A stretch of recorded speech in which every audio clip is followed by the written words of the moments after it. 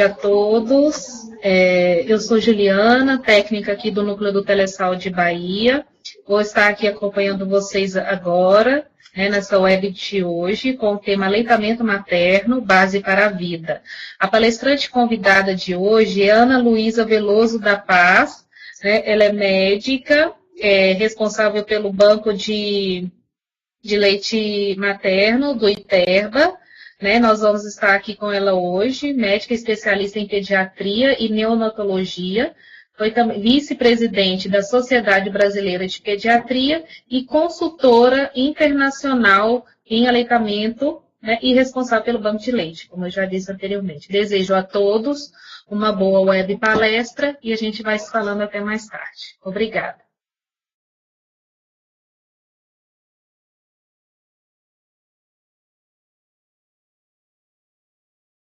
Boa tarde a todos e a todas. É um prazer estar aqui com vocês hoje, para falarmos exatamente sobre o tema Amamentação é a base da vida, que é o tema da nossa campanha da Semana Mundial do Aleitamento Materno, que estamos vivendo nesse mês dourado, o agosto dourado, que é a celebração mundial de incentivo e promoção do aleitamento materno. Estão me ouvindo bem?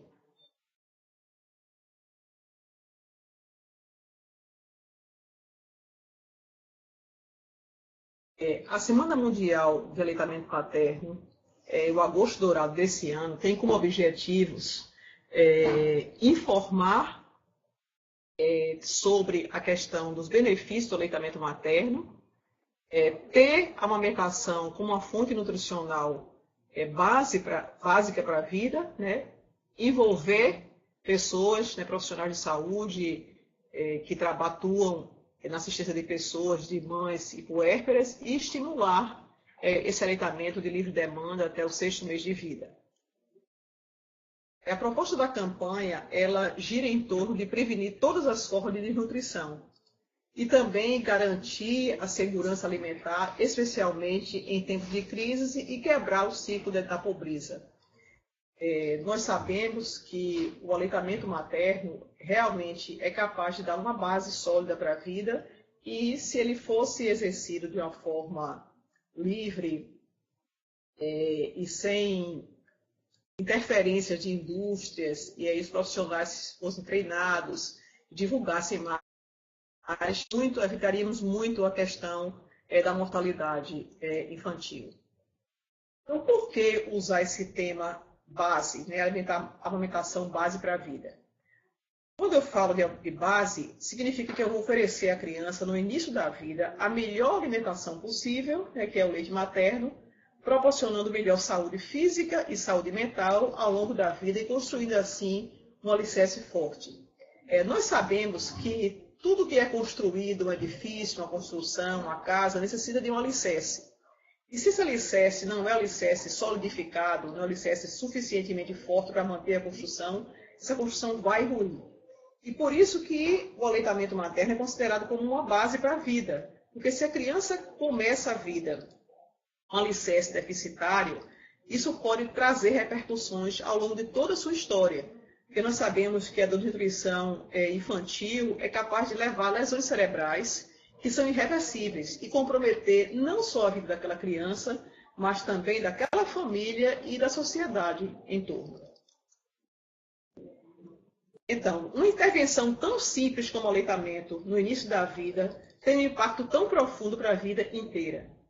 Essa citação que eu vou ler aí, ela foi parte de um artigo que está no final dessa palestra, do Lancet, de 2016, e que fala que o leite materno humano é não apenas um suplemento nutricional perfeitamente adaptado aos bebês, mas provavelmente um medicamento personalizado, mais específico que o bebê receberá, oferecido em um momento em que a expressão gênica está sendo ajustada para a vida. Hoje está muito claro, dentro da medicina, a questão da epigenética e como a criança pode ser influenciada no seu genoma, inclusive pela alimentação da puérpera, da gestante, durante a gravidez. Então, o medicamento personalizado, porque ele se adequa realmente às necessidades da criança. Se, por exemplo, uma mãe ela pare prematuramente por algum motivo, então digamos que uma mãe pariu com 32 semanas porque teve alguma intercorrência, como uma doença hipertensiva, um diabetes gestacional, o leite que aquela mãe vai produzir vai ser um leite adequado para um bebê de 32 semanas. Então é importantíssimo, né? Porque o leite ele vai mudando a sua composição e ele vai se adaptando à necessidade da criança. Essa diferença não é mantida para sempre. Ela demora de 4 a 6 semanas. Daí ser muito importante, né? A Academia Americana de Pediatria, a Sociedade Brasileira de Pediatria, reforça a questão da necessidade do prematuro receber o leite da própria mãe como primeiríssima escolha. Então, a expressão gênica dessa criança vai ser impregnada desde a mais tenra idade com aquilo que ele receber como alimento. A gente pode considerar o aleitamento materno, o leite materno, como um alimento funcional, que é uma coisa que está muito na moda agora, né? Falar de alimento funcional. E o que é alimento funcional? Um alimento é considerado funcional quando ele contém na sua composição substâncias, nutrientes ou não nutrientes, capazes de modular a resposta metabólica do indivíduo, resultando em uma maior proteção e estímulo à saúde. Não tem o menor sentido um bebê que é amamentado no peito exclusivamente receber prebióticos, probióticos, porque o leite humano recebido da própria mãe, in natura, ele contém todos os probióticos e prebióticos que a criança precisa. E ele é um leite completamente adequado à espécie humana, a quantidade de proteínas adequada, para vocês terem uma ideia, a quantidade de proteína que tem no leite de vaca é quase que o triplo mais concentrada, né, maior do que no leite humano. Por uma razão muito lógica. A vaca vai parir um bezerro e esse bezerro vai nascer com em torno de 30 quilos. E esse bezerro vai dobrar de peso com 45 dias. Um bebê humano, ele nasce em torno de 3 quilos, mais ou menos, e ele vai dobrar de peso em torno de 4 a 5 meses de idade. Então, é óbvio que a necessidade proteica de um bezerro, de um animal maior, é muito maior do que na questão da espécie humana. Por isso que a indústria modifica os leites infantis e usa fórmulas para tentar adaptar a realidade à necessidade humana. Se você usa leite integral de vaca para um bebê, você vai trazer uma sobrecarga nutricional enorme a nível de, sobretudo, de rim, o que não é benéfico sob nenhum aspecto para essa criança. Sem contar que o aspecto alergênico, né? O leite de vaca tem proteínas que são extremamente alergênicas e que podem sensibilizar a vida de um bebê logo até no primeiro dia de vida, se essa fórmula for oferecida. Olha que estatística fantástica, né? Se 95% das crianças menores de 1 mês, 90% das crianças de menores de 6 meses fossem amamentadas exclusivamente e 90% com idade entre 6 e 23 meses fossem amamentadas parcialmente, poderia ser evitado 823 mil mortes a cada ano em crianças menores de 5 anos. Então, a difusão, a promoção do aleitamento materno, a divulgação, é capaz de impactar, de fazer com que todas as crianças não morram de uma forma tão precoce e que também não adoeçam. Então, uma simples ação governamental a nível global diminuiria em muito o impacto da mortalidade infantil, não só no Brasil, mas em todo o mundo. Existem várias publicações dessa ordem aí, que existem 101 razões para amamentar. 101 razões são muitas razões, e são razões de ordem nutricional, de ordem emocional, de ordem econômica, de ordem financeira, de ordem de vínculo, de afeto. Então, nós temos essa instituição da Carolina do Norte, que divulga esse panfleto. Temos também essa outra instituição que traz informação sobre aleitamento materno. Então, várias instituições internacionais lideram essa lista de 101 razões para amamentar. Por que o padrão ouro de amamentação nem sempre ele é atingido? Porque tantas mulheres têm tanta dificuldade de amamentar. Eu coloquei nessa slide aí uma mãe confusa, bastante insegura, com interrogação na cabeça, e tantas outras coisas no entorno dela. Um relógio que eu já vi inúmeras vezes, mãe marcando hora para o despertador tocar, para que o bebê fosse desperto e ela também para amamentar uma criança. Temos aqui a mamadeira, que é um grande fator confundidor em relação à amamentação, pelos mecanismos que são completamente diferentes em relação à sucção do peito. Aqui, a maneira do fluxo como o leite sai da mamadeira e vai provocar, a criança vai precisar quase nada de musculatura para extrair o leite de uma mamadeira, enquanto que no peito ele vai precisar de movimentar bastante a língua, e a língua tem muitos músculos e traz uma movimentação completamente diferente. Temos aqui o leite, né, a preparação da mamadeira e do leite. Temos aqui a questão da chupeta, né, que é usada muito, sobretudo no primeiro mês de vida, quando os pais entram em desespero com o choro de uma criança, que nada mais é do que uma linguagem de comunicação. Quando nós crescemos, né, nós aprendemos a falar, e eu estou aqui me comunicando com vocês em uma língua que é a nossa língua nativa. O bebê, quando ele nasce, a língua natural e nativa dele é o choro. Então, não é justo que eu viesse ser convidada para essa palestra hoje e Juliana aqui colocasse a chupeta na minha boca para que eu não falasse, para que eu não me expressasse. Então, a criança precisa se expressar. E a expressão dela é através do choro, e ela chora se ela estiver com frio, com calor, se ela quiser aconchego, se ela estiver com fome, se estiver molhada, se estiver suja, se quiser colo, se estiver entediada, porque ela chegou num mundo que ela não conhece. Então, essa linguagem precisa ser compreendida, precisa ser adaptada, assim como a gente aprende uma língua nova e leva muito tempo, muitas vezes, para aprender.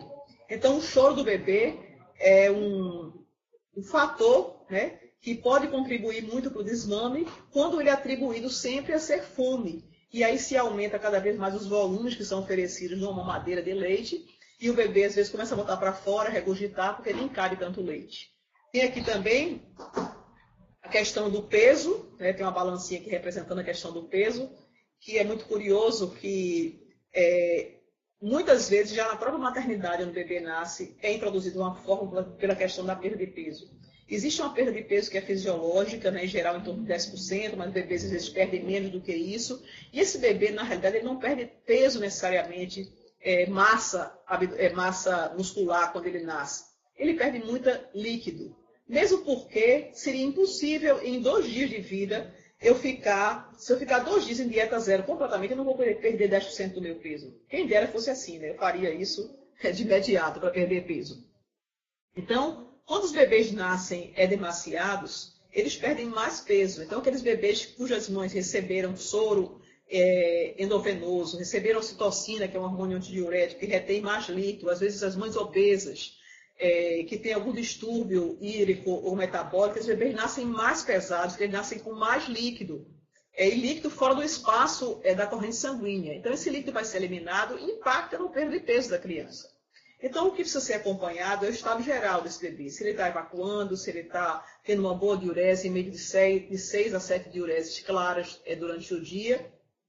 E esperar que ele atinja o peso seco dele após a primeira semana de vida, e daí acompanhar. E não entrar no desespero completo e já introduzir uma fórmula em função da perda de peso que é fisiológica. Temos aqui, né, um profissional com a prancheta na mão, e muitas vezes esse profissional tem funcionado realmente como autor inicial do desmame. Na hora que a mãe está insegura e que é sugerido que faça um complemento, e que esse complemento é dito o início, mas não se fala jamais de quando deve ser interrompido, ele começa a substituir, né, a amamentação no peito. E logo, logo vai substituir, se não tiver um acompanhamento de imediato, porque a criança vai se adaptar melhor na sucção na mamadeira, porque é mais fácil do que na amamentação no peito. E o peito, né, as mamas, elas são, na realidade, verdadeiras fábricas, não são depósitos. Então, quanto mais é estimulada, mais há uma produção de leite. Se mama que está paradinha, né, sem uso, ela vai diminuir a produção. E temos aqui uma influência de várias pessoas em cima dessa mãezinha aqui, que acabou de parir, dessa recém-mãe. É um recém-nascido e uma recém-mãe. Então, é a madrinha, é a tia, é a vizinha, é a mãe, é a sogra, e várias pessoas, né, dão opinião, né, dão as suas próprias opiniões, suas experiências de sucesso ou de insucesso sobre a amamentação, e uma boa parte das vezes, né, essa influência acaba minando a confiança da mãe, e o padrão ouro, logo, logo, ele é desclassificado para um padrão bronze ou qualquer outro que o valha, e o aleitamento materno é suspenso em função da falta de estímulo. leva realmente a um desmame precoce. Né? O que é um desmame precoce? Desmame precoce é todo desmame que é feito, né, uma parada da alimentação, antes do tempo previsto pela Organização Mundial de Saúde, que é de 6 meses, né, de aleitamento materno exclusivo, que é sem água, sem chá, sem nenhum outro tipo de líquido. Então, existe um desconhecimento, infelizmente, né, ainda muito a respeito da fisiologia e do manuseio da questão do aleitamento materno. A gente tem visto surgir muitas pessoas, né, trabalhando, às vezes que não são nem da área médica, como conselheiras, como consultores de alimentação, mas nem sempre se preparam o suficiente. Né? Então, é uma forma de se ganhar dinheiro, se ganhar vida, às vezes muito bem intencionada, mas tudo que a gente vai fazer profissionalmente, a gente precisa de se investir, né, e estudar, e treinar, e correr atrás, né, das soluções. A indústria... Nós tivemos recentemente, né, um posicionamento dos Estados Unidos, mais uma vez, né, se colocando de uma forma contrária ao Código Internacional de Aleitamento Materno. Não é em vão, né, os Estados Unidos é o local no mundo onde mais se produz leite. Né? Toda uma cultura também está por trás disso. Então, nós vemos, às vezes, que não existe na cultura familiar daquela mãe que pariu a cultura da amamentação. Então, existe um desconhecimento. Se a sua mãe não amamentou, se a sua avó não amamentou, se usou mingau, e às vezes ainda usa a expressão, eu fiz isso e não matei ninguém. E muitas vezes eu pergunto, e era para matar? Né? O objetivo seria matar. Então, assim, muitas coisas que no passado não eram esclarecidas, hoje são. Antigamente se morria de febre tifoide, se morria de tuberculose, e nem por isso hoje a gente vai deixar de tratar essas doenças, que a gente tem um acesso fácil, né, a medicações. E assim, em relação à cultura do aleitamento também. Né? Muita coisa tem sido descoberta, tem sido estudada, e a gente sabe que muito mudou ao longo da evolução. Desempoderamento materno é um termo que eu gosto muito de utilizar, porque essa mãe, quando ela nasce, né, junto com aquele bebê, ela está muito fragilizada, né, internamente, né, muitas vezes desenvolve uma sintomatologia chamada de baby blue, que é um período de muita nebulosidade no pós-parto, onde ela se entristece. Isso não é uma depressão pós-parto, isso é um entristecimento por conta do desarranjo hormonal, né, da saída da placenta e atuação de novos hormônios. E nesse momento de tanta fragilidade, essa mãe é cobrada de todos os níveis, como se ela soubesse todas as coisas, e ela fica sendo uma presa fácil de muitas opiniões.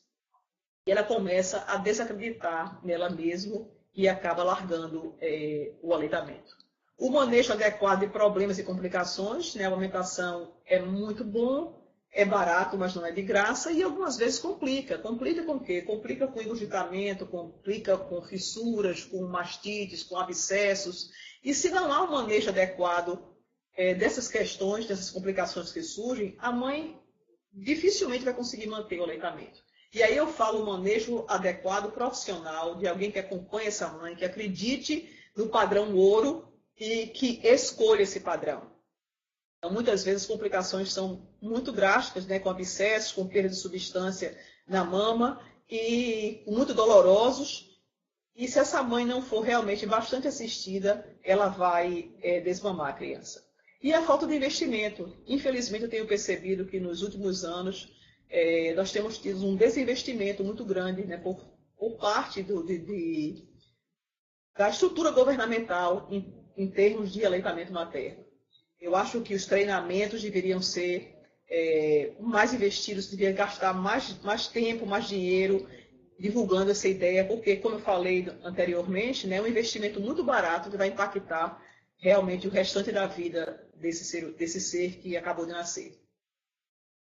Então, temos um contraste de campanhas aqui. Né? Esse ano, a madrinha do aleitamento é Sharon Menezes, está aí com o Benjamin, e o pai apoiando. E do lado de cá eu peguei essa foto, que é uma foto também recente, né, de produtos que têm sido vendidos, né, sobretudo fora do Brasil, para que a criança seja amamentada sozinha. Então, bem prático, né? Tem uma cadeirinha bem chique, né, com suporte para adaptar a mamadeira e a criança vai se alimentar sozinha. Então, esse quadro aqui é bem diferente desse quadro aqui. Aqui a criança está sendo apoiada por pai e mãe, tem o aconchego do colo, o calor, o ouvir a batida do coração, e esse bebê de uma forma bastante solitária e inafetiva.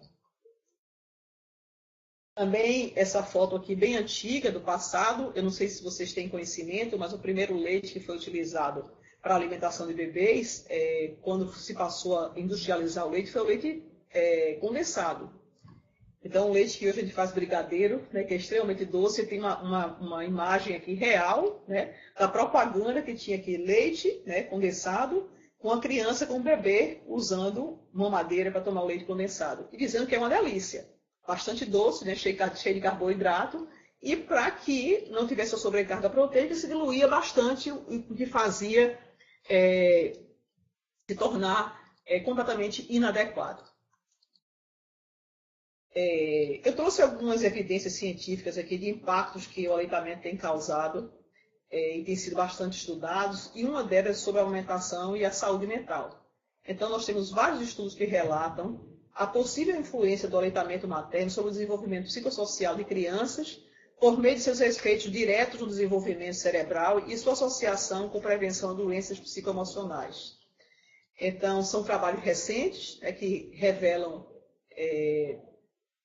essas evidências de que as crianças que são alimentadas, sobretudo por mais tempo, elas têm um impacto realmente sobre o seu desenvolvimento psicoemocional, sendo crianças mais equilibradas emocionalmente.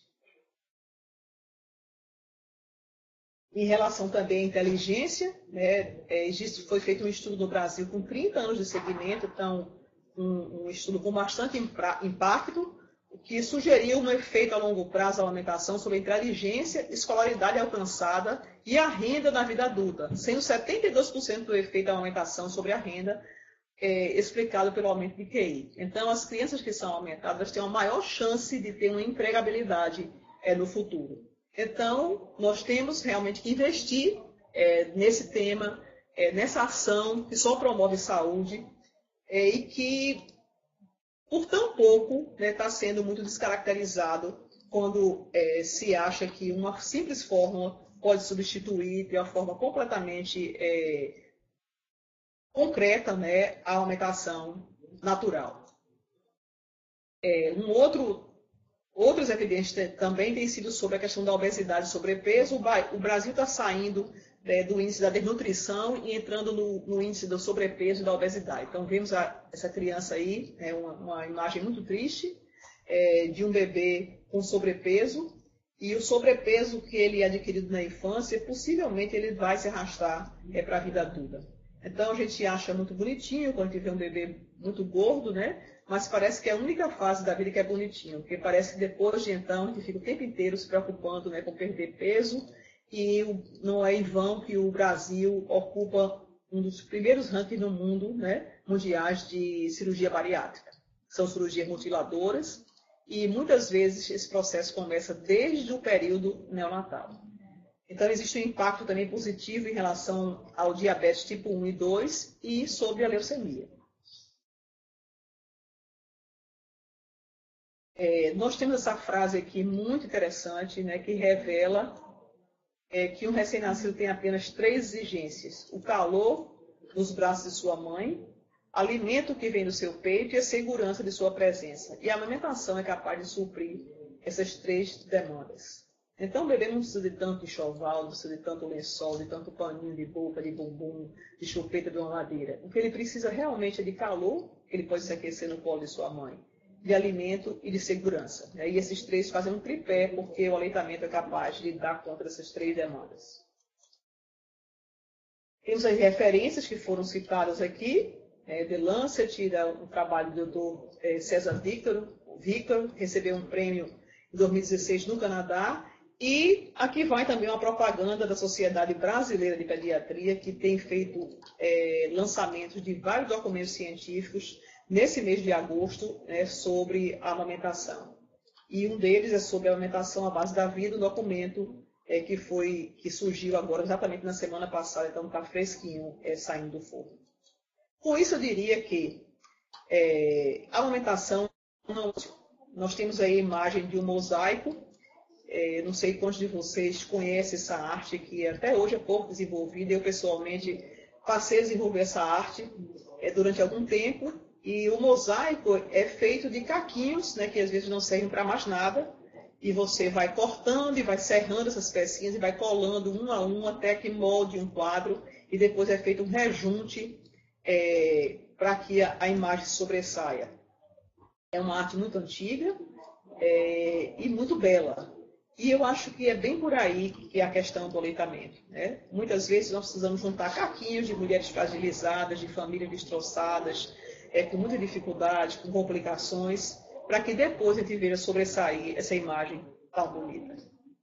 Então eu me coloco à disposição de vocês para perguntas. Essa imagem é uma imagem de uma mãe adolescente que teve uma complicação séria com a aumentação de uma galactocele que infectou, ela se internou, quase que fez um quadro séptico depois do internamento, e com o suporte que ela recebeu da família, o suporte profissional também no banco de leite, ela não só voltou a aumentar o filho dela até 6 meses exclusivamente, como até depois do primeiro ano, e se tornou depois uma doadora de leite para o banco de leite. Então, se você tem leite excedente, conhece alguém que tem leite excedente, pode fazer a mesma ação, porque cada 1 litro de leite doado é capaz de amamentar até 10 prematuros por dia.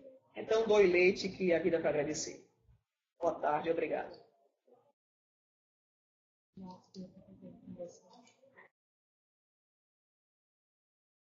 estou conseguindo enxergar. Posso botar outro agora, né? Porque não tem jeito. Se a mãe Marta está perguntando, né? Se uma mãe de uma criança de 3 meses oferecer alimentos que não aleitamento materno, o que pode ocorrer em consequência para essa criança no futuro? Marta, o que acontece é o seguinte, um bebê com 3 meses de idade, ele não está pronto ainda para receber nenhuma alimentação sólida. Ele pode se engasgar, ele vai ter o reflexo de protrusão, o que é isso? De colocar a linguinha para fora, mostrando claramente que ele não está pronto para receber esse alimento. E se esse alimento for um alimento hipocalórico, tipo um chá, um suco, alguma coisa desse tipo, você vai estar deixando de oferecer, naquele momento, uma alimentação que vai suprir a necessidade da criança.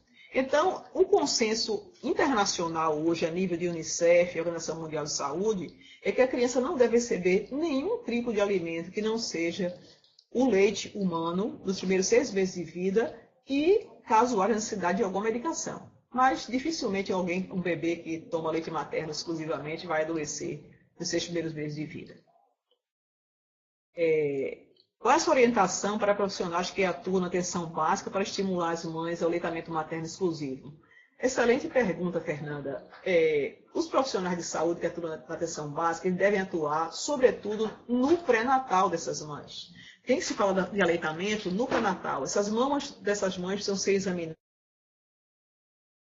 Um mamilo plano, um mamilo intruso, se essa mão está tendo um crescimento adequado. Então, desde o pré-natal, deve-se fazer palestras, deve-se tirar dúvidas sobre a amamentação, para que quando a mãe receber esse bebê no nascimento, ela já tenha alguma condição para começar a trilhar esse caminho com mais segurança.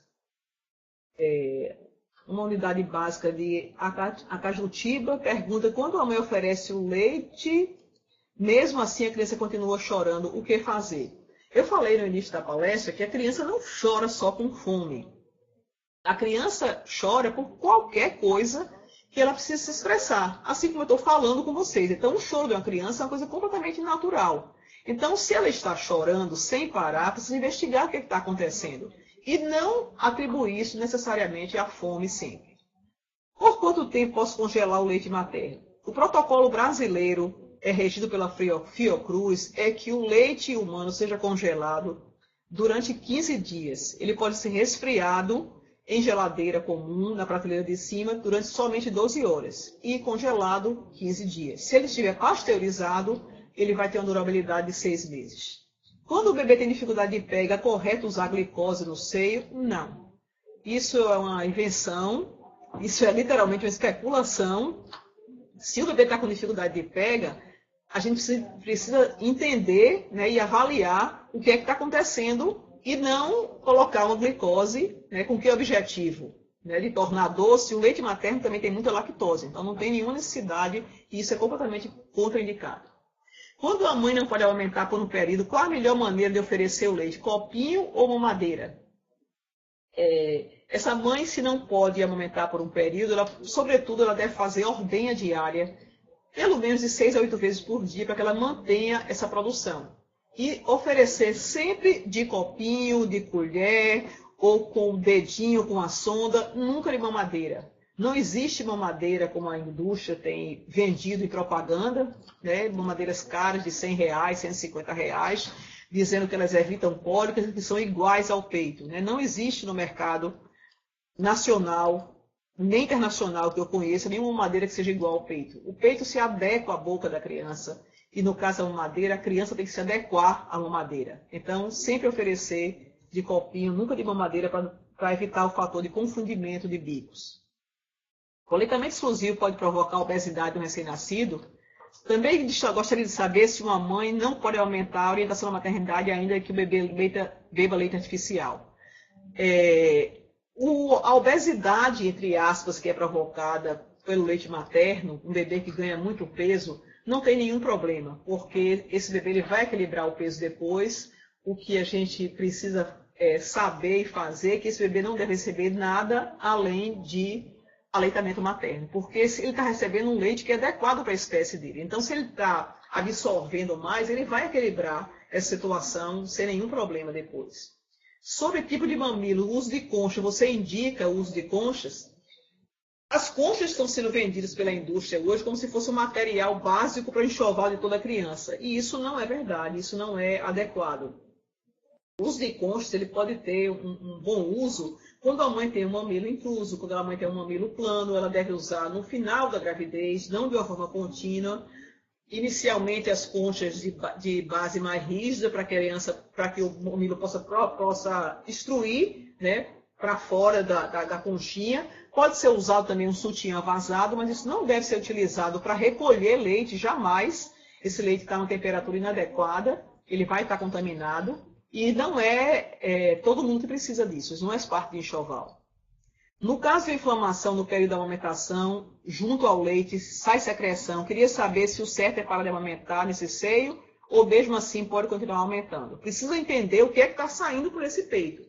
Se a mãe está drenando pus por esse peito é porque ela tem um abscesso. E abscesso é igual a drenagem cirúrgica ou com punção de agulha, depender do tipo de abscesso. A conduta no caso de um peito que tem abscesso, é drenar esse abscesso, suspender a amamentação naquele peito, mas não suspender a ordenha. A ordenha tem que ser mantida para manter a produção. E após 48 horas da drenagem daquele peito e uso de antibiótico, está liberado o aleitamento materno. Qual o principal critério para a indicação da domperidona? A domperidona é uma medicação considerada hoje um galactogogo, porque ele aumenta a produção, o nível de prolactina sérico. Só tem sentido usar domperidona em alguns casos, aquelas mães que têm bebês internados de UTI, que ficaram sob estresse muito grande e não conseguiram aumentar. Não é a primeira escolha se uma mãe está produzindo pouco leite, prescrever medicação. Lembro aqui, friso, que quem prescreve medicação é médico e quem tem autorização para fazer isso é médico. Tenho visto muita gente aí, consultora de alimentação, prescrevendo medicação. Isso do ponto de vista ético está errado. E a gente só tem sentido usar domperidona quando existe um nível baixo de prolactina. Se não tem nível baixo de prolactina, porque o efeito do colateral da domperidona é aumentar a prolactina sérica. Então, se ela não está baixa, não tem nenhum sentido utilizar. Quais as situações que o aleitamento não é indicado? Protocolarmente, a gente tem HIV e HTLV, umas contaminadas, né? Algumas situações de doença materna, tipo, por exemplo, herpes, né? A mãe que tem uma herpes e tem uma lesão no peito. Então, nesse peito, ela não deve aumentar. A mãe que tem varicela 5 dias antes do parto, 2 dias depois do parto, essa mãe está contaminante e ela deve suspender o aleitamento, mas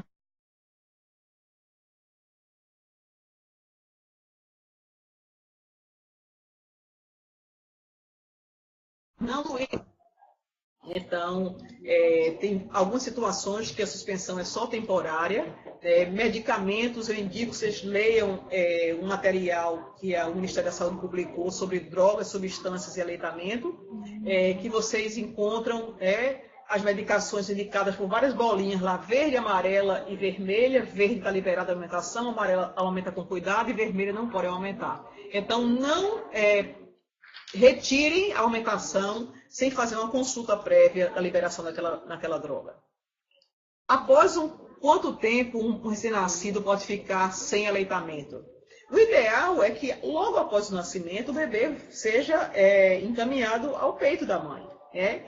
O nascimento é um evento traumático e a gente tem que aproveitar, sobretudo, o período de alerta desse bebê para que ele seja colocado no peito e seja estimulado a fazer a sucção.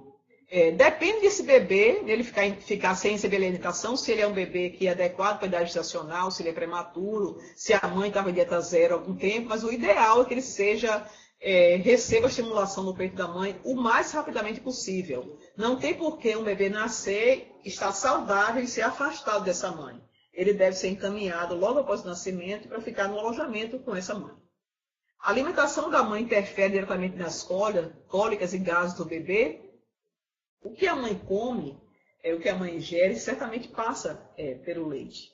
Então, precisa-se saber o que é que ela está comendo, de preferência alimentos saudáveis, devem ser ingeridos, né, muito líquido, e alimentação que você sabe de antemão que não vai provocar cólicas na própria mãe também e gases.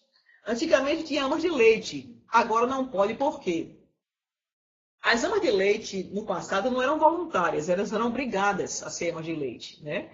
E o que acontece é que depois do advento de várias doenças infecciosas, né, foi visto que se passa transmissão, né, se transmite doença através da amamentação. Então, para ser ama de leite hoje, precisa ser via um banco de leite. Porque no banco de leite, esse leite vai ser pasteurizado, onde existe uma erradicação completa de todas as bactérias patogênicas e vírus. Não diretamente no peito de uma mãe, de uma outra mãe. Como tratar fissuras mamárias? A primeira coisa é atuar na prevenção, para que elas não ocorram. Peito não foi feito para fissurar, foi feito para aumentar. Então, se uma amamentação é bem conduzida desde o início, ela não vai fissurar a mama. Se essa mama está fissurada, a primeira escolha do tratamento é o próprio leite da mãe, né, ser passado naquela mama e deixar secar em cima. E como segunda escolha, a gente usa a lanolina anidra. Precisa ser anidra, porque a lanolina ela é muito alergênica se não for anidra. Então, existe preparação no mercado de lanolina anidra que pode ser usada como uma segunda opção. Mas quem faz a redução mamária é indicar a alimentação? Sim, com certeza. O sucesso da amamentação ele vai depender de quanto que tecido mamário foi retirado e se essa areola foi retirada por completo e reimplantada, porque muitas vezes pode fazer secção de ductos mamários, de inervação, de vascularização e pode prejudicar a amamentação de alguma forma. Então, depende do quanto foi feita.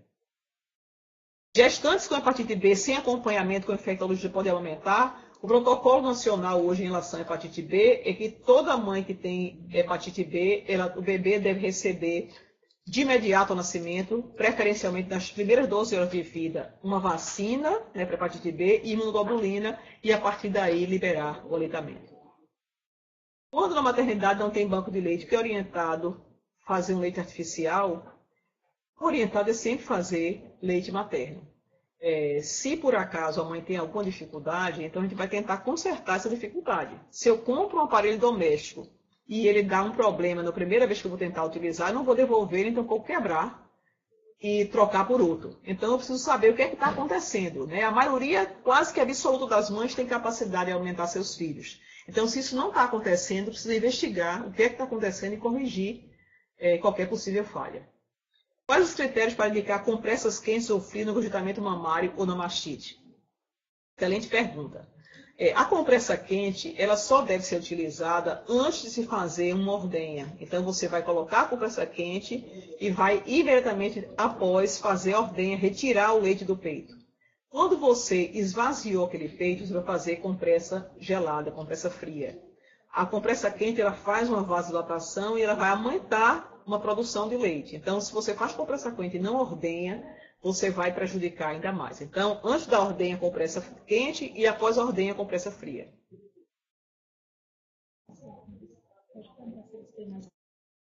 Pergunta mais?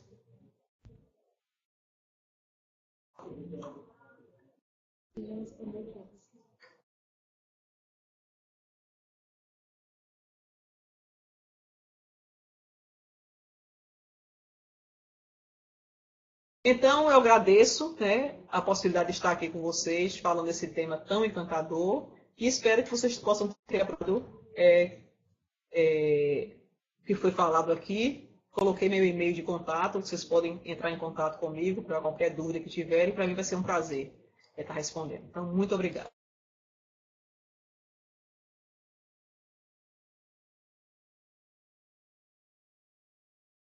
Bom, pessoal, a nossa web de hoje terminou, né? Hoje foi um pouquinho mais rápida, mas bem produtiva.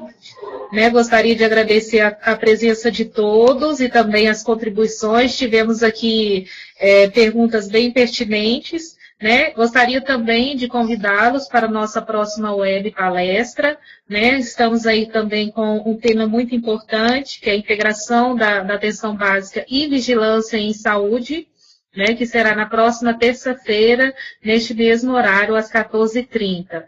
Então, pedimos aí a colaboração de todos nas divulgações das atividades do Telesaúde Bahia e também lembre-se de realizar o cadastro em nosso site e utilizar também as nossas ofertas, a teleconsultoria, para solucionar dúvidas relacionadas ao processo de trabalho, dúvidas clínicas e solicitação de material.